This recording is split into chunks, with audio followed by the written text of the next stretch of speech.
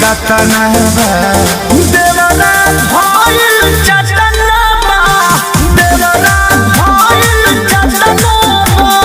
पंडित जी रउआ से प्रार्थना बा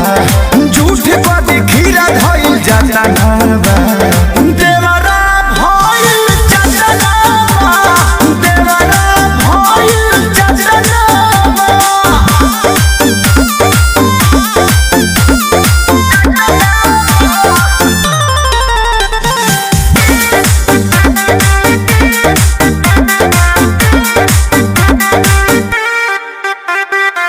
नमी नवरात बा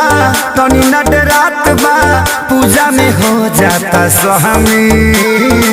घूमत मेला भइल बा झड़ेला पेन्हत कपड़ा दामी ए बाबा नमी नवरात बा तनी नट रात बा पूजा में हो जाता शामिल घूमत मेला भइल बा झड़ेला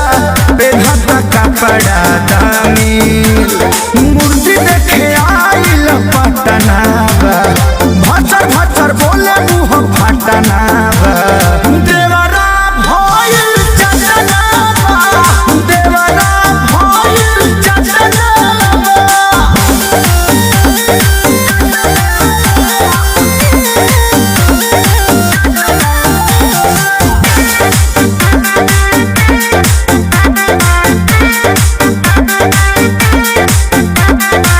कृष्ण बेदरदी माने न खेसारी कुछो में करे बरियारी